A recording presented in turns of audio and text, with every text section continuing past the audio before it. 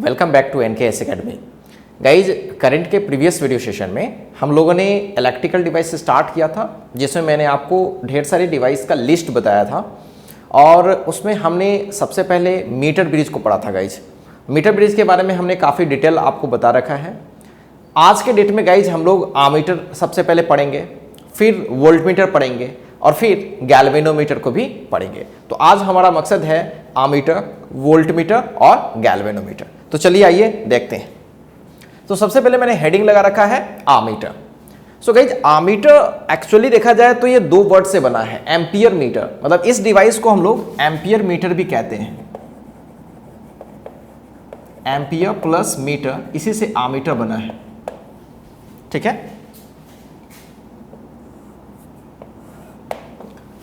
सो ammeter एक ऐसा device है जिससे हम करंट मेजर करते हैं, मतलब करंट के स्ट्रेंथ को मेजर करते हैं कि कितनी करंट उससे जा रही है। ठीक है, डायरेक्शन तो मेजर नहीं कर पाते, बट हम ये बता सकते हैं कि करंट कितनी मैग्नीट्यूड की किसी सर्किट से जा रही है। सो it is a electric measuring device. ठीक है, वो इलेक्ट्रिक करंट के स्ट्रेंथ को मेजर करती है। तो आप चाहो तो लिख सकते हो इसमें, it is a device used to measure the strength of current।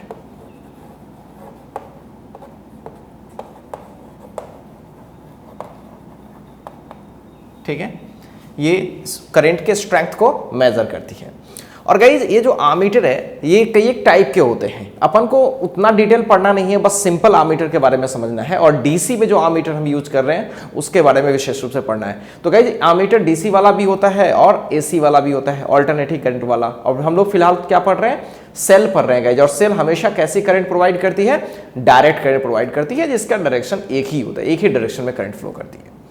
सो अभी ज़्यादा इस पर डिटेल हमें हमारे सिलेबस में नहीं है, तो हम लोग बहुत ज़्यादा डिटेल नहीं करेंगे। लेकिन अगर आप अपने हायर क्लास में जाएंगे, अगर आप इलेक्ट्रिकल पार्ट को आप अगर लेते हैं आगे चल के, तो आपको काफ़ी डिटेल एमीटर, वोल्टमीटर, गैल्वेनोमीटर में पढ़ने को मिलेगा।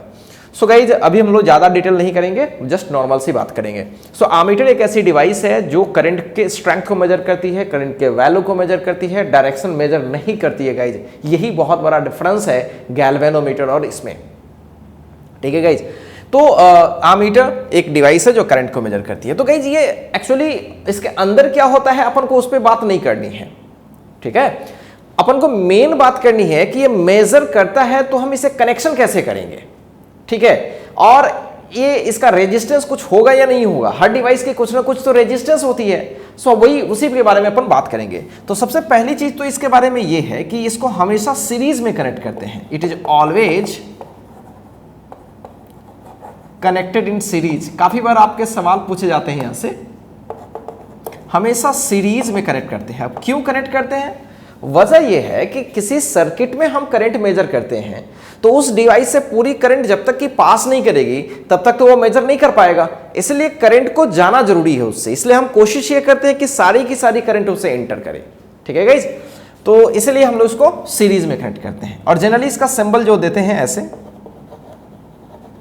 इसका जो सिंबल है वो सिंपली ए हम लोग लिख देते हैं यहाँ पे और ऐसा।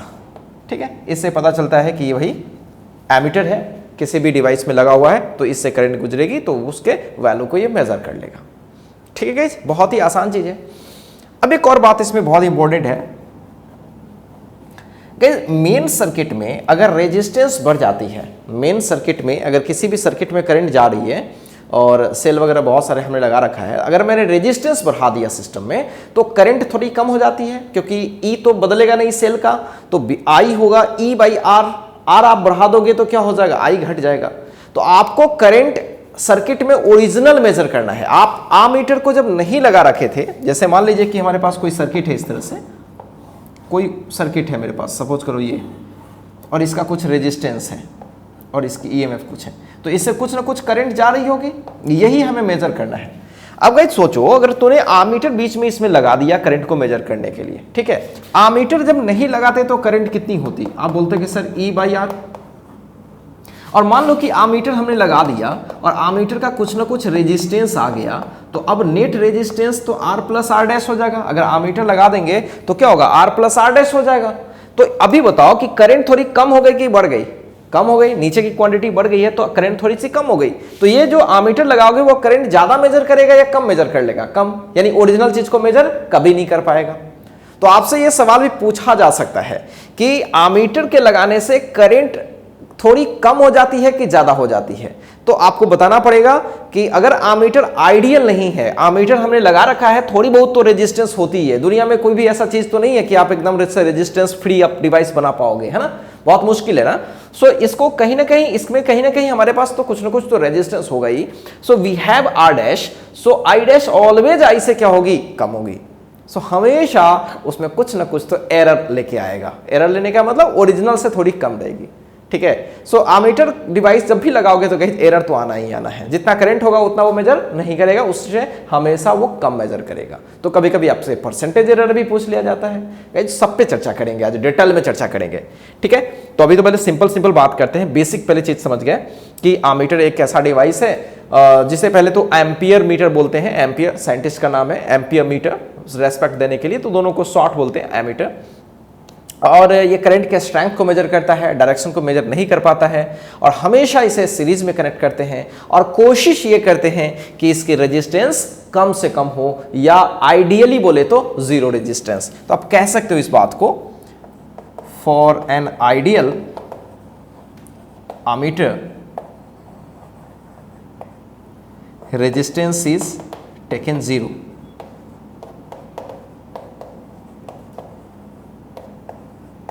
ठीक है, रेजिस्टेंस इज टेकन 0। कोशिश ये करते हैं, हालांकि होता नहीं है। अब इतनी बातें तो आपको क्लियरली समझ में आ गई, इसमें कहीं कोई शक नहीं है। और ये जो केस है कब, जब इसमें हम एमीटर को लगाते हैं तब ये मेजरमेंट है, ठीक है। और ये कब है, जब बिना एमीटर का। अब इस पर सवाल कैसे बनेगा गाइस? सवाल एकदम आसान बनेगा, कुछ भी नहीं है। अभी तक तूने जितने भी सवाल किए ना, आपने क्या किया है, इस ब्रांच में करंट बताइए, इस ब्रांच में करंट बताइए। गाइस क्या करेगा, अब किसी एक पर्टिकुलर में एमीटर फिक्स कर देगा, बोलेगा एमीटर आइडियल है, तो आपको कोई फर्क ही नहीं पड़ता, बोलेगा कि एमीटर की रीडिंग क्या है। तो अभी आपसे पूछा गया है कि उस ब्रांच में करंट कितनी है, यानी अब जितने भी पीछे के सवाल थे, सब में किसी ब्रांच में अगर मेरे को करंट निकालना हो तो उसमें एमीटर फिक्स कर देंगे और बोलेंगे कि बताओ तो करंट कितना है इसमें। तो गाइस ये क्या कोई सवाल करने वाला है? बिल्कुल नहीं। अभी तक जितनी भी सवाल किए हैं सारे सवाल एमीटर पर किए जा सकते हैं। हाँ, कुछ अच्छे सवाल भी हम कर सकते हैं, जैसे मैंने बताया कि एक एमीटर में कितनी की एरर आ रही है, मतलब वो करंट को मेजर करने में क्या एरर कर रहा है, अपन उसके बारे में भी बात करेंगे। फिर भी गाइस कुछ सवाल तो हम लोग लगाएंगे ही, ताकि आपको फील अच्छी आ जाए। तो चलिए बात करते हैं। आपसे मैं एक सवाल पूछता हूं, find the reading of ammeters. कई एक एमीटर्स में लगा दूंगा, ठीक है, उसकी रीडिंग आपको बतानी है। और अगर कुछ भी ना कहा जाए ना गाइस, तो एमीटर हमेशा क्या माना जाता है, आइडियल। कुछ भी ना कहा जाए तो। मैंने ये A1 लगाया है,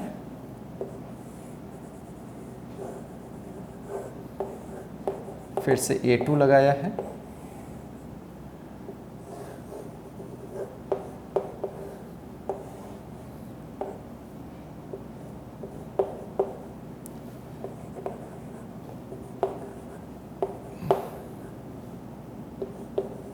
बहुत ही सिंपल क्वेश्चन है।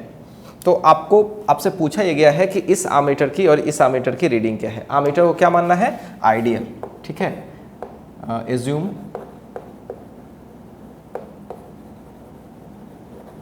एमीटर्स आर आइडियल, ठीक है। चलो कैसे इसे हम ट्राई करेंगे गाइज, बहुत ही सिंपल है गाइज, बहुत ही सिंपल है। क्या करें, अगर हम ये पता कर लें, अगर गाइज हम ये पता कर लें कि इस वाले ब्रांच में और इस वाले ब्रांच में कितनी करंट गुजर रही है, तो अपना मकसद पूरा हो जाएगा। बहुत ही सिंपल है। तो इसको बनाने के लिए देखो मैं शॉर्टकट करता हूँ। ये 2 और 1 तो जानबूझ के दिया गया है, बेवकूफ़ बनाने के लिए दिया गया है हमें, है ना। सो 2 और 1 बेवकूफ़, तो 2 और 1 कितना हो गया, 3 हो गया। तो देखा जाएगा, इस सर्किट को मैं अच्छे से ड्रॉ करूँ तो ये 3 हो गया, इसमें एमीटर A1 है, और ये भी 3 हो गया, इसमें एमीटर A2 है, और यहां पे हमारा 1 का है।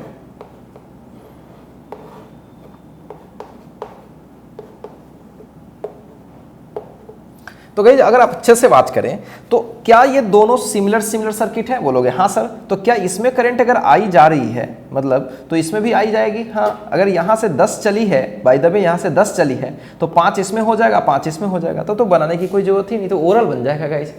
अब सोचो 3 और 3 पैरेलल है तो 3/2 हो जाएगा, 3/2 और 1 सीरीज में। तो गाइज अगर मैं R इक्विवेलेंट निकालूं यहाँ पे अगर, तो फटाफट 3/2 एंड 1, सो 3/2 + 1, सो 5/2, ये मेरा R इक्विवेलेंट आ गया। और EMF आपको पता है 10 वोल्ट।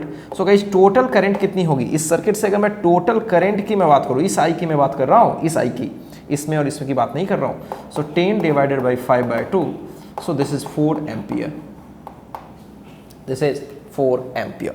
सो गाइस 4 एम्पियर हमें करंट पता पड़ गया, तो साफ क्लियर है, यहां तक तो 4 एम्पियर है, तो इसमें 2 एम्पियर होगी, इसमें 2 एम्पियर होगी, कुछ भी खास नहीं है क्योंकि आइडेंटिकल सर्किट है। अब इसमें ज्यादा माथापच्ची करने की जरूरत तो नहीं है। सो रीडिंग ऑफ A1 कितनी होगी, 4 एम्पियर, और रीडिंग ऑफ A2 कितनी होगी, डेफिनेटली 4 एम्पियर। कुछ भी खास नहीं है गाइस, क्लियर है। अब इसमें और भी सवाल हम कर सकते हैं चाहे तो। अगर यही सवाल इस तरह से होता, ये 4 ओम का होता,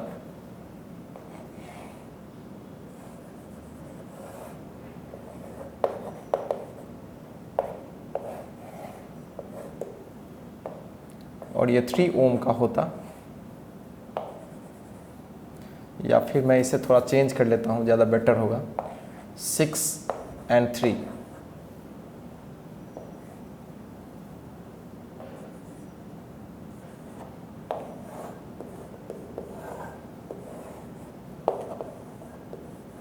ठीक है गाइस। अभी फिर पूछा गया है find the reading of A1 and A2, ठीक है। A1 और A2 की रीडिंग बोली गई है, A1 और A2 की। अभी भी बोलोगे सर लगभग वही है, लेकिन अभी थोड़ी सी ट्विस्ट है, देखो ध्यान से।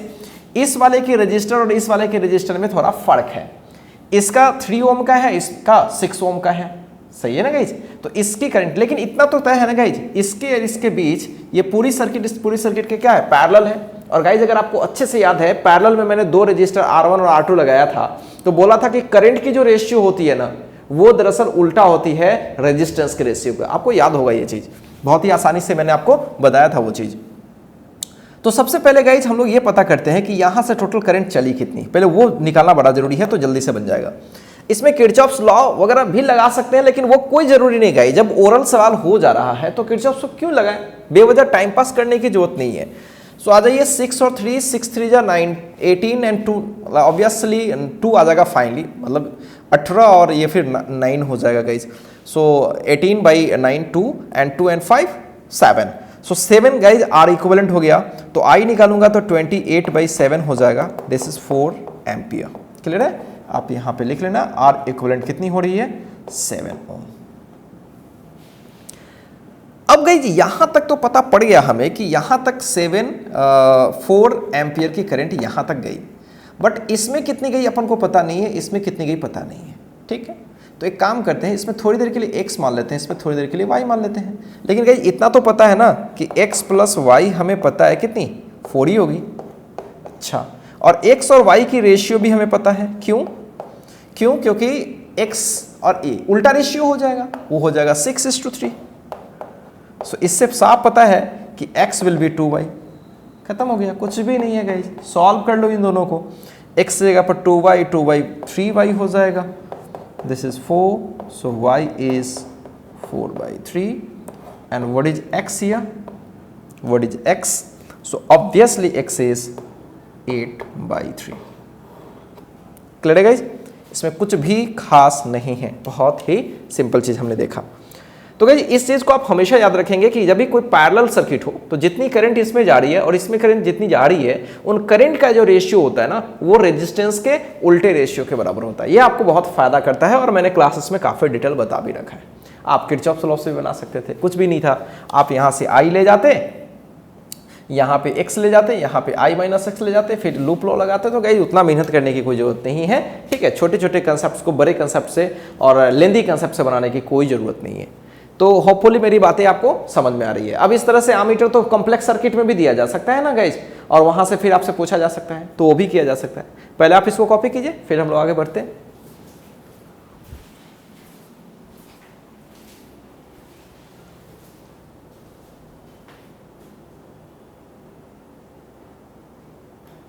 चलिए गाइज, एक दो सवाल और लगाते हैं इस पे।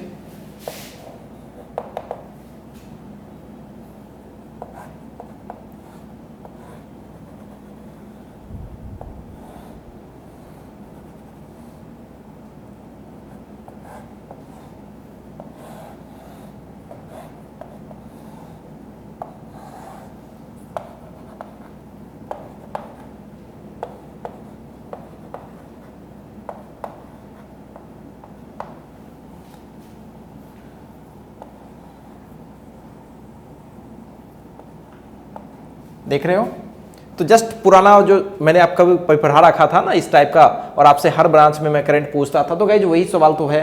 तो कुल मिलाकर के टाइम पास ही मैं कर रहा हूं।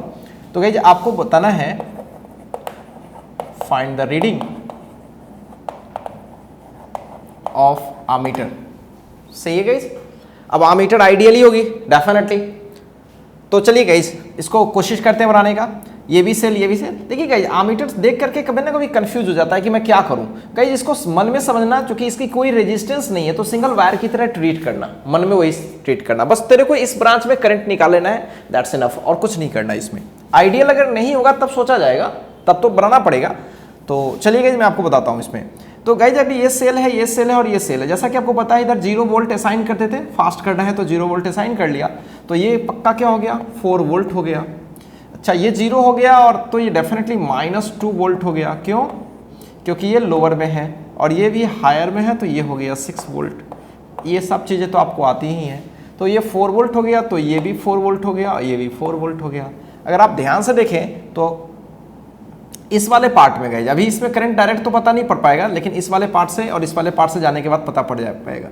तो अगर आप ध्यान से देखें तो इस रजिस्टर में 6 वोल्ट यहाँ है, 4 वोल्ट ये है, हायर है, लोअर है, तो यहाँ पे करंट तो हम लोग निकाल ही सकते हैं। तो इसमें कितना करंट होगा, पोटेंशियल डिफरेंस 2 to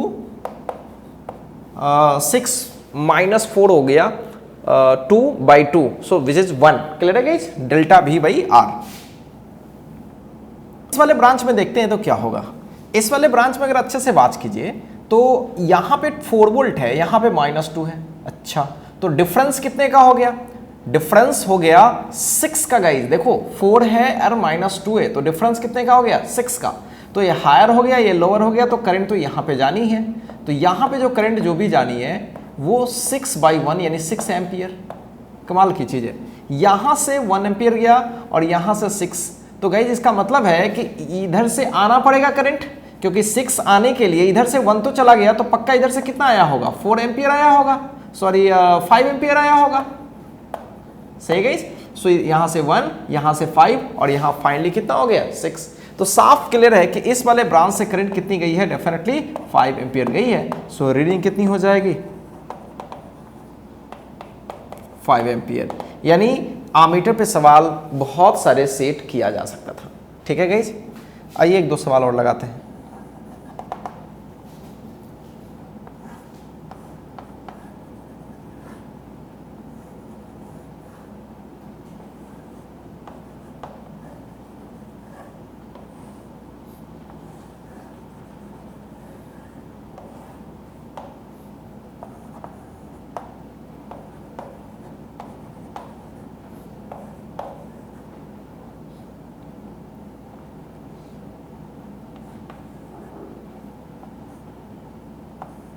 बहुत ही सिंपल सवाल है।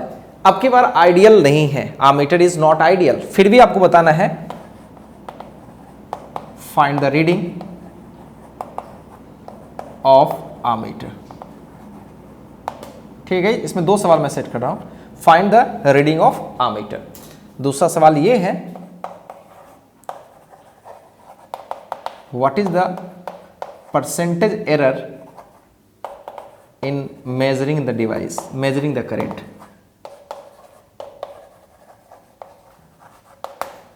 What is the percentage error in measuring the current? Current को मेजर में कितनी % की एरर है। मतलब अगर ये आइडियल हो जाता तो क्या मेजर करता, अभी नॉन आइडियल है तो क्या मेजर कर रहा है, दोनों में तो कुछ ना कुछ तो डिफरेंस होगा, और वही डिफरेंस को हमें चेक करना है, हमें एरर परसेंटेज में निकालना है। तो चलिए गाइज पहले तो हम लोग देख लेते हैं कि जब ये रेजिस्टेंस मौजूद है, इसमें आइडियल ये नहीं है, तो करंट कितनी फ्लो कर रही है। इसको भी गाइज वैसे ही सोचते हैं, 3 और 1 4 हो रहा है, फटाफट सोचते हैं इसका, पहले आर इक्विवेलेंट निकालने की कोशिश करते हैं। OL सो 3 1 4 हो रहा है, 4 और 6 किस में हो रहा है, पैरेलल, तो 4 इंटू 6 4 प्लस 6 है ना।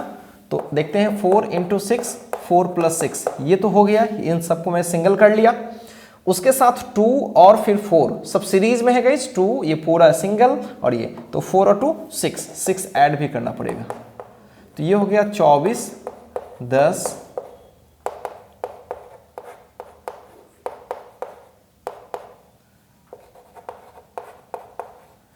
इतनी ओम आर इक्विवेलेंट हो गई।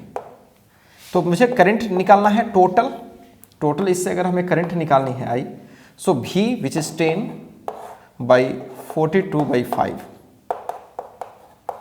50 by 42,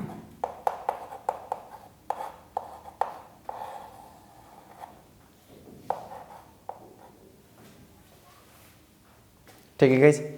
so this is 25 by 21 25 by 21, कहीं से कोई शक, तो करंट हो जाएगी 25 बाई 21, किसमें, इसमें गई, इसमें। अभी अपन को यहां पे एमीटर लगाया गया है, तो क्या करते हैं हम लोग, वही पुरानी चीज है, इसमें पूरी रेजिस्टेंस 4 है, इसमें पूरी रेजिस्टेंस 6 है, तो इसमें जो भी करंट होगी x, इसमें जो भी करंट होगा y, तो x और y का जो सम है वो तो हमें पता पड़ गया, वो तो 25 बाई 21 है, थोड़ा गंदा डेटा है, कोई फर्क नहीं पड़ता उससे फिर भी, और x इज टू वाई का जो रेशियो होगा, रेजिस्टेंस का रेशियो, सो 6 इज टू 4 हो जाएगा, सो this is 2, so 2x will be 3y, ठीक है, सो y will be 2x by 3। अब सॉल्व करके हमारा प्लान है कि भाई x निकाल लें, क्योंकि हमें तो x ही से मतलब है, करंट आमीटर से मतलब है, तो सॉल्व करते हैं। Solving first and second, we get x plus 2x by 3 equals 25 by 21, so 5x will be 25। अब देखिए ध्यान से,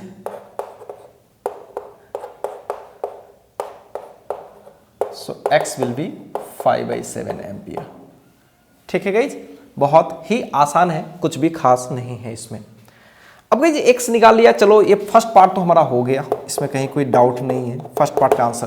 बट सेकंड पार्ट में बोला गया what is the percentage error in measuring the current, यानी एरर तो ये करेगा क्योंकि ये खुद परफेक्ट नहीं है, आइडियल नहीं है। तो एक काम करते हैं, जब ये आइडियल नहीं है उस वक्त में कितनी करंट इससे गुजरती, आइडियली कितनी करंट ओरिजिनली गुजरती, तो let's check. If ammeter is ideal, अगर गाइस आमीटर आइडियल हो रहा है तो वैसे केस में सर्किट को थोड़ा सा हम रीड्रॉ करना चाहेंगे।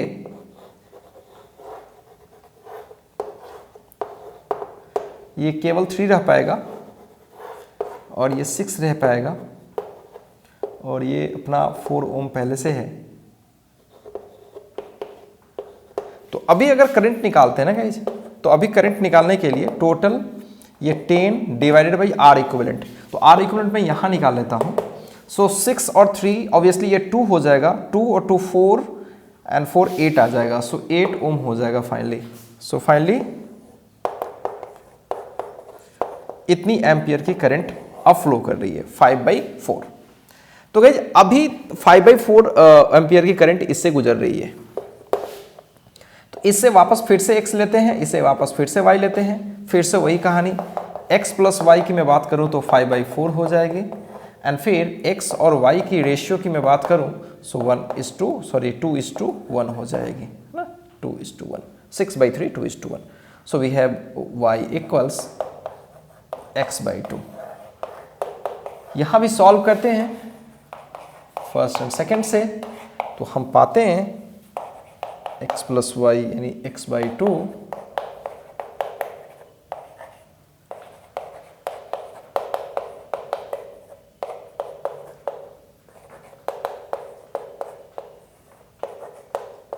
5/6 एम्पियर, x इक्वल्स 5/6 एम्पियर। पहले कितना था गाइज, पहले 5/7 एम्पियर, अब 5/6 थोड़ा ज्यादा है ना गाइस, देखो 5/7 5/6 नीचे क्रम है थोड़ा सा ज्यादा हो गया, तो पहले से करंट थोड़ा सा ज्यादा हो गया, होना ही भी चाहिए। वो करंट थोड़ा कम मेजर करता है जब रेजिस्टेंस उसमें आ जाता है, वो साफ दिख भी रहा है। अब जिसमें मुझे परसेंटेज एरर चाहिए, तो ट्रू वैल्यू कितनी है? ट्रू वैल्यू तो 5/6 माना जाएगा, में से ऑब्जर्व वैल्यू इतनी है divided by true value into 100%, इसी को एरर कहते हैं ना गाइस। आपने पढ़ा होगा कि कोई भी क्वांटिटी ए में अगर परसेंटेज एरर निकालते हैं तो यही होता है delta A by A into 100%। A is the measured value, delta A is the error, जिसको एब्सोल्यूट एरर बोलते थे, डिफरेंस बोलते हैं, ट्रू और ऑब्जर्व वैल्यू का डिफरेंस होता है एक्चुअली। तो वो हमने कर लिया यहाँ पे। अगर गाइस जिसको हम सॉल्व करने की कोशिश करते हैं तो अपन को कितना मिलेगा वो आप चेक कर सकते हो, ठीक है। ये 35 में से 30 यानी 5/42 ही हो जाएगा, और नीचे 5/6 इंटू 100।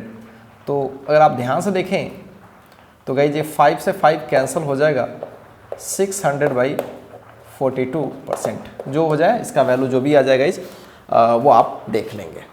क्या मेरी बातें समझ में आ रही है गाइस?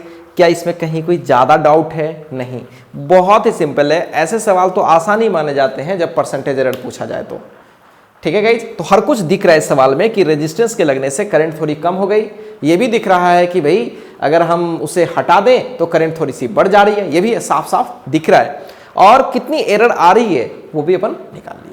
तो इस तरह से गाइस इसमें कोई भी सवाल होगा तो मुझे नहीं लगता कि अब आपसे फंस पाएगा। अब आप कोशिश करो, ट्राई करो, और किसी भी तरीके से अगर आपको कॉम्प्लेक्स सर्किट दिख रही है, अगर जहाँ पे किरचॉफ लॉ लगाने की जरूरत पड़ रही है तो आप वो लगाओ और निकालो करंट, काम खत्म, ठीक है गाइस।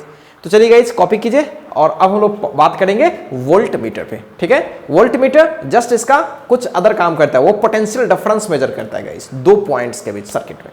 कैसे मेजर करता है? सो लेट्स सी, पहले कॉपी कीजिए।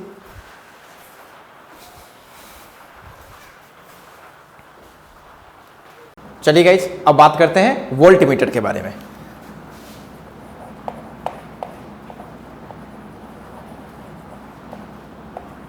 गाइस ये कंफ्यूज नहीं होइएगा, इसमें वोल्टामीटर एक अलग डिवाइस होता है। वोल्टामीटर आपने कभी सुना होगा शायद, वोल्ट मीटर और वोल्टामीटर में फर्क है। वोल्टामीटर एक वेसल होता है जिसमें हम इलेक्ट्रोलिसिस कराते हैं, आपने केमिस्ट्री में पढ़ा होगा, और वोल्ट मीटर एक डिवाइस है जो दो पॉइंट के बीच पोटेंशियल डिफरेंस मेजर करता है किसी सर्किट में, ठीक है guys. So it is a device used to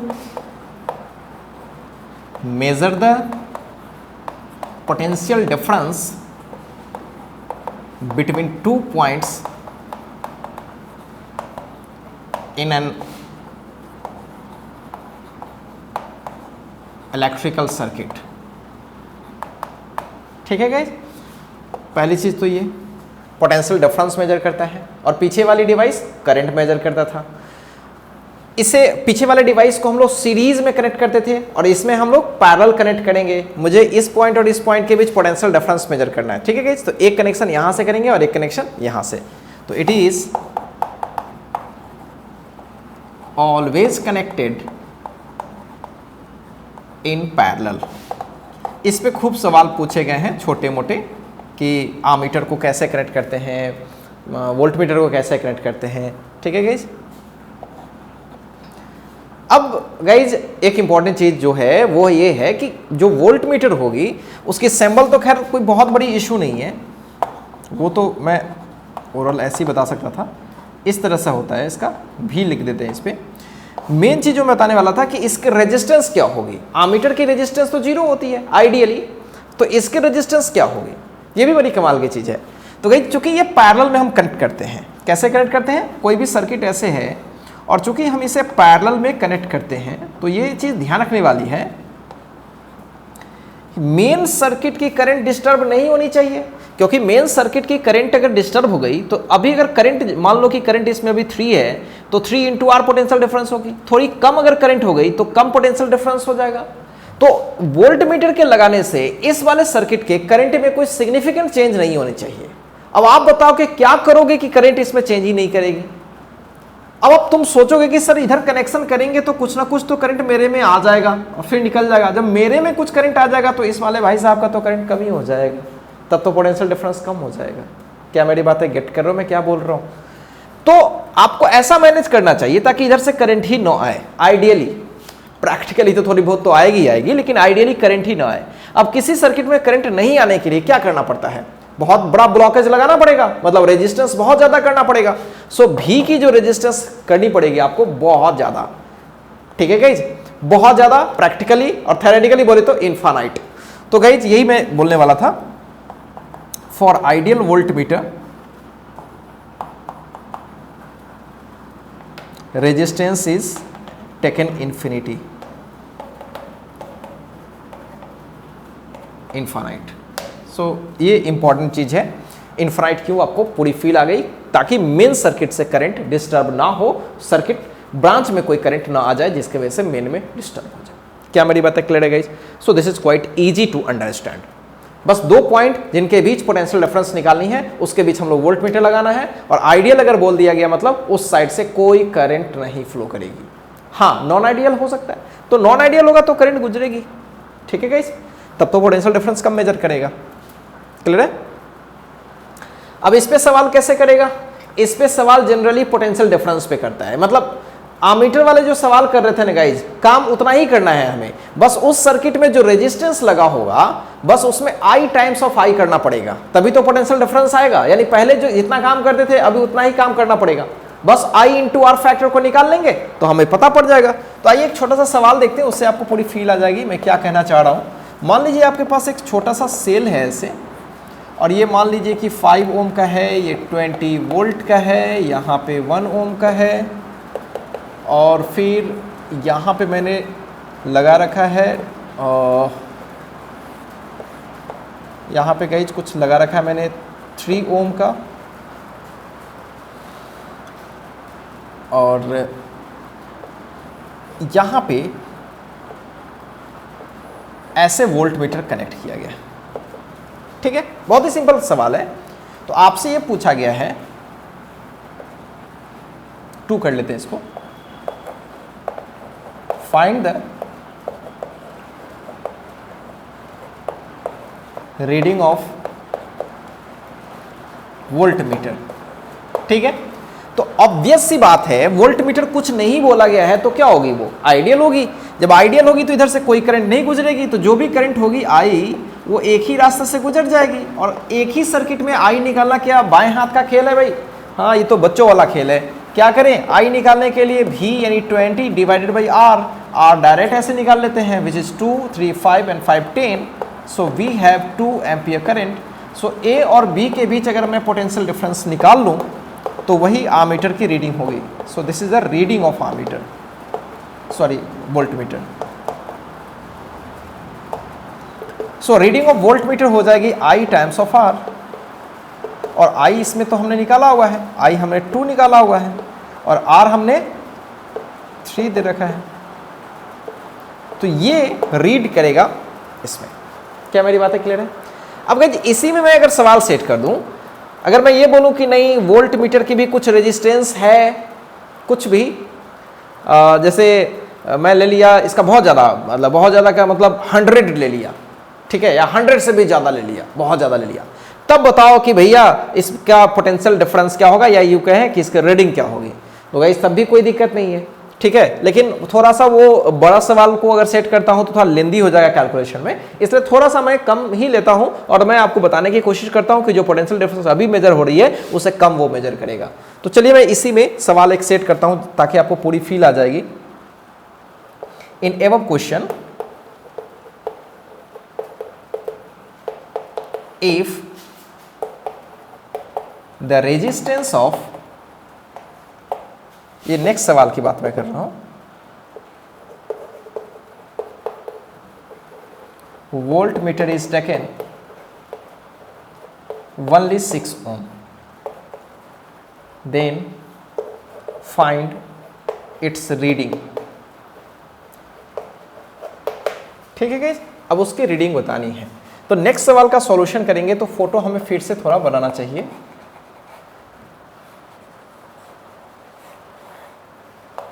ये 3 ओम की है,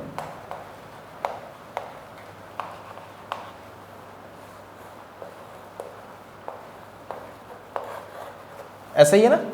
अब पुरानी कहानी, आई इससे पहले निकालना पड़ेगा, फिर इससे निकालना पड़ेगा, ठीक है गाइस, एक्स निकालना पड़ेगा। या आप वैसे भी नहीं कर सकते गाइस, बहुत ही आसानी से आप निकाल सकते हो, छोड़ो इसको, मैं बिना एक्स का भी निकाल के बताता हूँ आपको। इसके और इसके बीच हमें पोटेंशियल डिफरेंस चाहिए ना, बस ए और बी के बीच मेरे को पोटेंशियल डिफरेंस चाहिए, वही इसकी रीडिंग होगी। बहुत ही सिंपल है गाइस। अब सोचो 6 और 3 मिलके 2, 6 3 18/9 2 आ जाएगा, 2 2 4 एंड 5 9 आ जाएगा। तो अगर मैं आई की मैं बात करूं, पूरे आई की मैं बात करूं, सो 20 बाई कितना आया था गाइस, 9 आया था।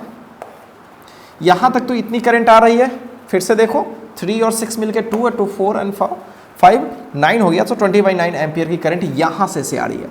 अब गाइस मुझे ए और बी के बीच का पोटेंशियल डिफरेंस निकालना है, तो बहुत ही आसान है गाइस। अगर मैं इन दोनों को सिंगल बना लूं तो भी कोई फर्क नहीं पड़ता, क्योंकि पैरेलल में पोटेंशियल डिफरेंस चेंज नहीं करता है। क्यों झूठ मूठ का एक्स निकालने जाऊं, फिर 3 टाइम्स ऑफ एक्स करने जाऊं, क्यों करूं ऐसा। तो आप वैसे भी कर सकते हो, कोई इशू नहीं है। अगर आपको जैसे करने का मन है कर लो, एक्स निकाल लो, फिर एक्स निकालने के बाद फिर इसके बीच का पोटेंशियल डिफरेंस 3 × एक्स कर लो, हो गया। बट वैसा नहीं करते तो आराम से कर, देखो 6 और 3 मिलकर कितना हो रहा है, 2 हो रहा है गाइस। थोड़ा समझो, थोड़ा समझाने के लिए मैं फोटो बना रहा हूँ, फील करवाने के लिए, लेकिन बनाने की कोई जरूरत नहीं थी।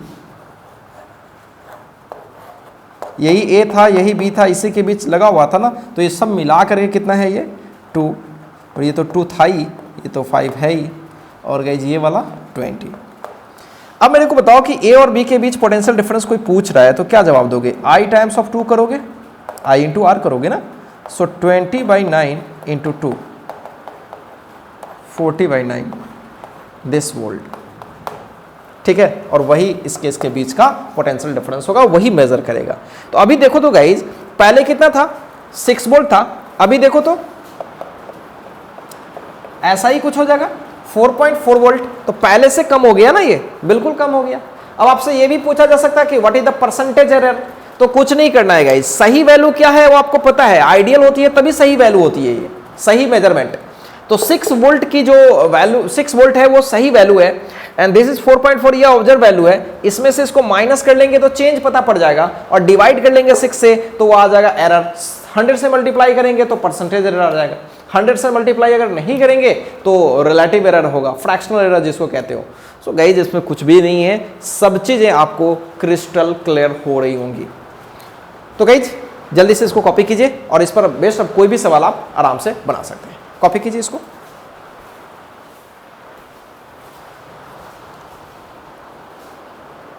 आइए गाइज एक सवाल और लगाते हैं।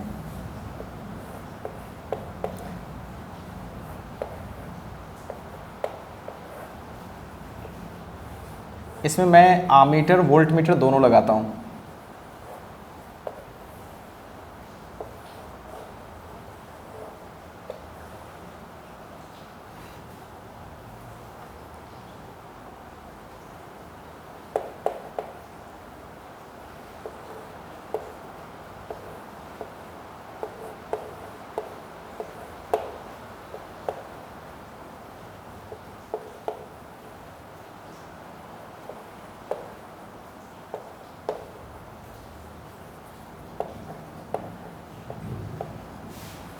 ऐसे सिचुएशंस हैं, दिख रहा है आपको, आमीटर है ये और ये वोल्ट मीटर है।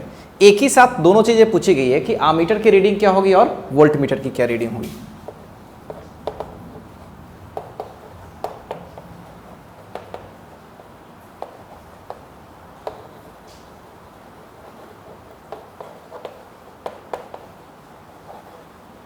ठीक है, तो बहुत ही आसान है गाइस, बहुत ही आसान है, बस करना कुछ नहीं है। आमीटर की रीडिंग में हमें करंट पता करना है और वोल्ट मीटर की रीडिंग में पोटेंशियल डिफरेंस, कुछ भी नहीं है गाइस, बस ऐसे ही टाइम पास सवाल है।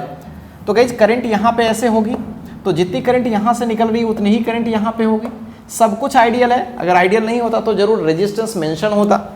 अगर आप ध्यान से देखें तो 6 और 3 किस में है, पैरेलल, तो 6 और 3 मिलके 2 हो जाएगा, 6 3 18 एंड 6 3 9, 18/9 विच इज 2, 2 and 6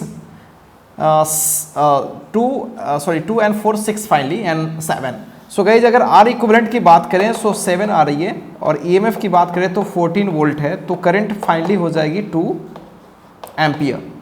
सो यहाँ पे 2 एम्पियर करंट इस सर्किट में जा रही है यहाँ से।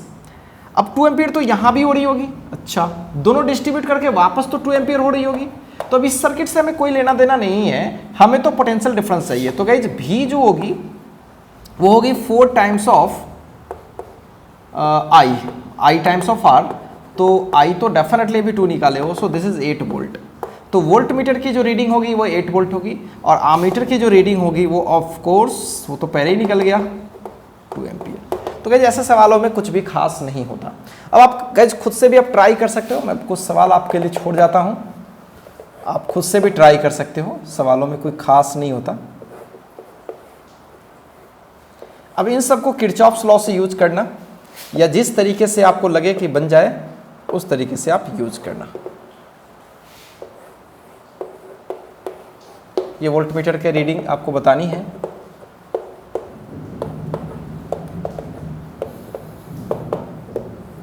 ठीक है गाइज,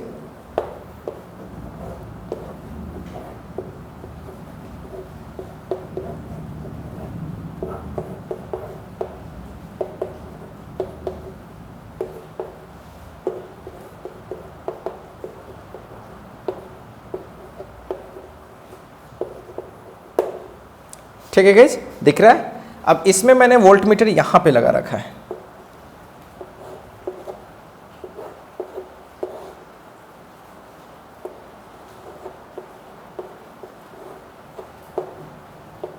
ठीक है गाइज। तो करना कुछ नहीं गाइज, सब कुछ तुम कर लो, ठीक है। सब कुछ करने के बाद इस वाले ब्रांच में ना, इस वाले ब्रांच में करंट तुम पता कर लो। अब जैसे ही करंट पता पड़ जाएगा तो कुछ भी दिक्कत नहीं है, फिर आई टाइम्स ऑफ आर कर लेंगे, पोटेंशियल डिफरेंस आ जाएगा, कुछ भी खास नहीं है गाइज इसमें। तो होपफुली गाइज ये दोनों सवाल आप कर लोगे। तो गाइज आज के वीडियो सेशन में हम लोग इतना ही रखेंगे। एक्चुअली आज की प्लानिंग थी कि गैल्वेनोमीटर कर ले, लेकिन गैल्वेनोमीटर थोड़ा लंबा जाने वाला है गाइज, उसमें हम लोग आमीटर को भी यूज करने वाले होंगे, वोल्ट मीटर को भी यूज करने वाले होंगे, उसके बारे में थोड़ी डिटेल करनी जरूरी है। तो गाइज मिलते हैं जस्ट नेक्स्ट वीडियो सेशन में, और उसमें मैं आपको गैल्वेनोमीटर के बारे में पूरी चीज़ बताऊंगा, ठीक है गाइज। तो गाइज मिलते हैं जस्ट नेक्स्ट वीडियो सेशन में।